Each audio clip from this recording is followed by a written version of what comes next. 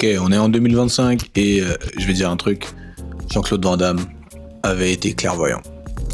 Il avait été clairvoyant concernant les adducteurs. Pourquoi ? Parce que au final, on se rend compte que c'est les grands délaissés de la préparation physique dans le monde classique. C'est-à-dire que il y a très peu ou trop peu, je devrais dire, de coachs qui prennent en considération le fait que les adducteurs sont très importants dans la performance et pourtant ils sont que très peu mis en avant dans la préparation physique globale.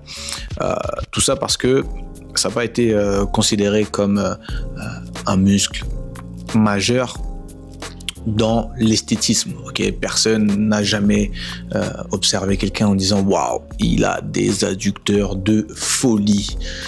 Comme c'est des muscles, on dira plus ou moins invisibles, c'est quelque chose qu'on a tendance à oublier, un petit peu comme les muscles profonds, un petit peu comme la sangle abdominale, le transverse, les érecteurs du rachis, tout ce genre de choses, puisque on est sur une visibilité très peu, on va dire, présente de ce groupe musculaire-là. On a tendance à un petit peu le zapper. Mais ce qu'il faut savoir, c'est que ton adducteur, l'adducteur ou les adducteurs, puisque c'est un groupe musculaire de tes clients, servent majoritairement à deux choses. Ils servent à la poussée de jambes, notamment dans l'extension de la hanche et dans la flexion et l'extension du genou dans certains cas. Alors que on sait tous globalement que la performance d'un individu sur une surface où il a les pieds en contact va être prédominée par sa capacité à produire une quantité de force suffisamment importante pour performer, bien évidemment, à la hauteur de sa discipline. Alors que la question qu'on devrait quelque part un petit peu se poser, c'est quand est-ce que les adducteurs sont le plus négligés, ou plutôt quand est-ce que les adducteurs ne sont plus négligés par les pratiquants. C'est le seul moment où ils prennent en considération ce groupe musculaire-là, et normalement tu dois me voir venir, c'est quand ils sont blessés. Quand ils sont blessés, quand ils ont une pubalgie, c'est un nom qu'on a donné pour les douleurs au niveau de l'aine, pour les douleurs qui mettent en considération les adducteurs dans la feuille de match, si on peut dire ça comme ça. Et au final, on prête attention à ce groupe musculaire qui est ultra important, exclusivement quand il est blessé ou quand il est, on dira, diminué. Et ça, c'est un gros problème. C'est un gros problème parce que si ton sport, c'est un sport à changement de direction, je m'y intéresse de plus en plus parce que mes deux enfants se sont mis au football américain et au flag. C'est un sport qui demande beaucoup de capacité physique, beaucoup de capacité d'expression de force, mais surtout beaucoup de changements de direction au sol, en chaîne fermée ou parfois en chaîne ouverte quand c'est pas voulu. Mais globalement, pour te faire une petite idée, si dans ton sport, tu as besoin de prendre des appuis, tu as besoin de changer de direction, tu as besoin de changer de position, tu as besoin de changer d'angulation, c'est quelque chose qui va être très important pour toi de mettre une préparation physique, ou en tout cas d'intégrer dans ta préparation physique les adducteurs, puisqu'ils vont faire partie intégrante de ta capacité à 1. Performer, 2. Éviter de te blesser. Donc, globalement, comme j'essaye de le faire comprendre depuis tout à l'heure, tu veux les considérer un maximum parce qu'ils vont t'aider à faire toutes ces tâches et tu vas devoir un petit peu les mettre au même rang que quand tu as découvert que la chaîne postérieure, les ischios de la jambe, parce qu'il n'y a pas d'autres ischios, mais c'est pour que tu comprennes que la chaîne postérieure de ta cuisse, quelque part, on a découvert que c'était primordial pour la performance. Je voudrais que tu sois un des coachs ou je voudrais que tu sois une des personnes qui fait partie de la team. Je sais que les adducteurs sont aussi importants parce que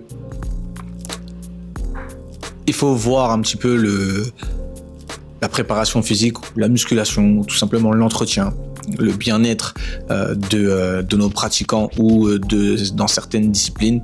Il faut qu'on ait une approche à 360 degrés. L'idée, c'est de se dire, ok, je suis fort sur les quadris, je suis fort sur les ischios, je suis fort sur les adducteurs, je suis fort sur les abducteurs, globalement les fessiers. Et là, déjà, je minimise un maximum la capacité que mon corps va devoir supporter, ou en tout cas va devoir subir, et donc faire face à ces contraintes-là d'une meilleure manière. Ça veut dire que si tu es sujet à subir une force que tu n'as pas la capacité, on va dire, d'emmagasiner, c'est ce qui va entraîner une blessure inévitablement. Donc, il faut un minimum que tu gères un petit peu ces différentes phases de travail, que ce soit sur le plan, on va dire, front, avant, antérieur, postérieur, latéral, médial, mais aussi quelque part sur tout le plan transversal. Ça veut dire que ça va être une synergie un petit peu des différents groupes musculaires. Tout ce qui va être changement de direction va amener différents stimuli à différents moments sur les différents plans de mouvement. C'est quoi les différents plans de mouvement? Je t'en ai un petit peu parlé. C'est devant, derrière, à gauche, à droite, en haut, en bas. Mais il y a aussi tous les spectres qui vont relier les différents plans entre eux qu'il va falloir prendre en considération. Et ça, globalement, c'est quelque chose que tu dois prendre en considération puisque c'est ce qui va améliorer ton état de santé global, que ce soit sur le membre inférieur, que ce soit sur le membre supérieur, que ce soit tout simplement pour un bien-être global et une performance, on va dire, accrue. Ce que j'aimerais faire avec cette vidéo, c'est un petit peu de te donner un petit protocole très simple à mettre en place pour, on dira, devenir ce qu'on appelle un antifragile. Ça veut dire préparer au mieux les tissus que tu vas sursolliciter dans ta discipline ou qui sont plus ou moins fragiles à une certaine, on va dire, à un certain niveau. Ok ?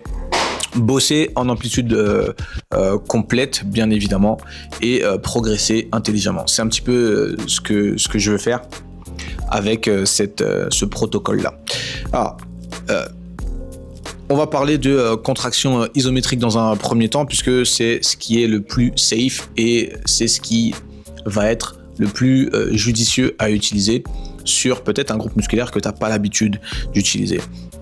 Et l'objectif ici va être d'amener des contractions musculaires sur les adducteurs. Tu peux te mettre dans différentes positions. Donc là, comme tu me vois à l'écran, moi je suis sur une position de grenouille, de frog, de half frog, et avec la jambe tendue, je pousse dans le sol à un certain niveau, à un certain degré pendant X temps avant de faire une action supplémentaire ou pas pour avoir justement la capacité de produire de la force dans certaines angulations avec mon adducteur. Bien évidemment, je ferai ça avec les deux jambes. Que j'ai un adducteur blessé ou diminué par rapport à l'autre ou pas, je le ferai avec les deux jambes. L'exercice numéro 2, ou en tout cas le protocole, ce que j'intégrerai dans mon protocole numéro 2, c'est la Copenhagen Plank, qui a été un petit peu démocratisé sur Instagram parce que ça fait stylé. Voilà, on a un accessoire, on est par terre, on a une seule jambe ou pas en appui sur notre support. Bref, ce que je vais t'inviter à faire, c'est commencer par la version genou sur le support, sur le banc, pour pouvoir démarrer tranquillement. Ok, tu peux très bien décider de poser l'autre jambe au sol si jamais c'est déjà trop compliqué pour toi. Ok, la version qui sera, on dira, supérieure serait d'avoir dans un premier temps le genou plus la jambe qui est en dessous, qui ne touche pas le sol. La version supérieure encore serait cette fois-ci d'avoir la jambe tendue, mais d'avoir la jambe qui est en dessous en contact avec le sol. Et une fois que tout ça est passé, je vais pouvoir garder exclusivement la jambe qui est sur le banc et ma jambe du dessous du banc qui ne touche pas le sol. Et une fois que je serai bien installé dans cette démarche là, dans cette sensation, dans cette production de force, je vais pouvoir amener potentiellement un mouvement dynamique qui représenterait une phase d'étirement et une phase de contraction. Donc ça, c'était pour le Copenhagen Plank. Maintenant, on va parler aussi du box squat, puisque le box squat, qui n'est rien de plus qu'un squat avec une amplitude limitée, mais là on va chercher à avoir une ouverture de hanche plus ou moins importante, c'est-à-dire d'avoir les pieds plus écartés que à notre habitude pour venir stimuler globalement plus nos adducteurs, je suis resté sur la chaîne postérieure, plus nos adducteurs que le reste, pour avoir justement un travail plus ciblé sur cela.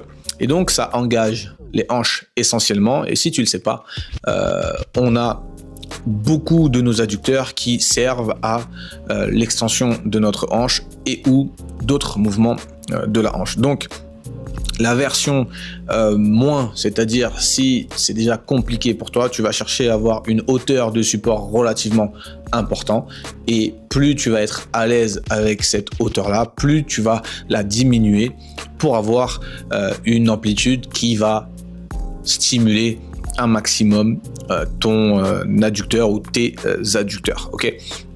Et ce qu'il y a de très important sur cette gestuelle-là, c'est que une fois arrivé sur la box ou tout simplement sur le support, tu vas chercher à tendre fort les jambes plutôt que de faire un mouvement de, on dira, hinge de squat classique. Puisque l'idée est, puisqu'on a les jambes relativement écartées, l'objectif va être de stimuler un maximum quand on aura déjà passé plus ou moins de temps dans cette configuration-là et qu'on se sera assuré qu'on ne risque pas grand-chose, d'avoir une stimulation bien plus importante sur les adducteurs que sur le reste des muscles de ce mouvement-là.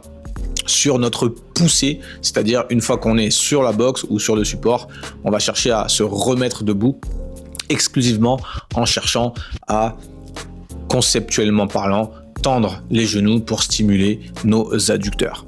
Ok. Et le petit dernier de la famille, c'est ce que j'ai appelé le half frog excentrique. Donc on reprend la première phase de travail, on reprend exactement la même configuration, on se met en demi grenouille, si ça se dit comme ça, et on va chercher à utiliser des niveaux d'allongement, des niveaux de stretch plus ou moins importants. Dans un premier temps, on va chercher à générer de la force dans les amplitudes où on a plus ou moins l'habitude d'aller. Au fur et à mesure, on va chercher à allonger le stretch, c'est-à-dire à allonger la jambe, chercher à avoir beaucoup plus de stimuli sur l'adducteur en question. Et dans un premier temps, ce que je t'encourage à faire, si c'est pas quelque chose que tu as l'habitude de solliciter, c'est d'avoir une version tout simplement supportée, c'est-à-dire que tu vas soutenir la phase excentrique avec un moyen de te délester, c'est-à-dire au lieu d'avoir toute la charge de ton corps sur un seul adducteur, tu vas mettre les mains sur un support, tu vas mettre les mains sur un TRX, ce que tu as envie, pour pouvoir te délester un petit peu, ou tout simplement mettre un élastique autour de toi pour faciliter le travail à ton adducteur. Et bien évidemment, une fois qu'on sera passé par peut-être 1, 2, 3, 4 niveaux différents de stretch et qu'on sera habitué à ce genre de stimuli-là, on pourra intégrer une remontée, on dira, actif grâce à une contraction de notre adducteur. Ça s'assimilerait un petit peu à une poussée dans le sol avec le pied le plus éloigné possible de notre bassin. Ok. Maintenant que je t'ai donné un petit peu le protocole, j'aimerais bien qu'on aborde un petit peu le côté planification, puisque c'est relativement important. L'idée, ce serait de faire 2 à 3 exos 2 fois par semaine pour démarrer, histoire de se remettre un petit peu dans le game. Et tu verras que normalement, comme c'est quelque chose qu'on n'a pas l'habitude de faire, les courbatures viendront relativement vite. Et s'il y a une petite fourchette à garder en tête, ce serait entre 6 et 8 répétitions, puisque ça me paraît, pour démarrer, relativement suffisant pour générer des adaptations et suffisant pour ne pas aller au-delà potentiellement des capacités de tes tissus. Ok. Alors, sur les 2-3 exos qu'on choisirait à faire 2 fois dans la semaine, on aimerait bien choisir des exercices qui varient sur les phases de résistance. Ça veut dire que on va chercher potentiellement à solliciter, à choisir des exercices qui étirent différemment nos adducteurs, qui sollicite une zone différente de notre adducteur. Je te parle de la partie proximale ou la partie distale. Ça veut dire la partie très très proche de l'aine ou la partie très très proche du genou, globalement. Ok. L'effort aussi à fournir. On peut gérer un petit peu le taux d'effort, le niveau d'effort sur nos différents exercices et sur nos différentes séances par semaine. Globalement, ça représenterait quoi? Ce serait séance 1, contraction isométrique en position variée sur les différentes semaines. Séance 2, ce serait version dynamique où on aurait quelque chose qui cible plutôt une région du grand adducteur. D'accord?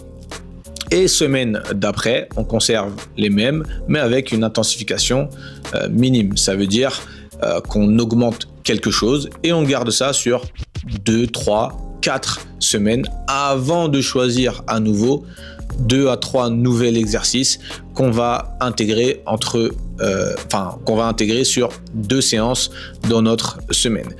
S'il y a un truc à conserver en tête, c'est il faut être conservateur sur un nouveau stress, sur un nouveau groupe musculaire qui quasiment n'est jamais sollicité.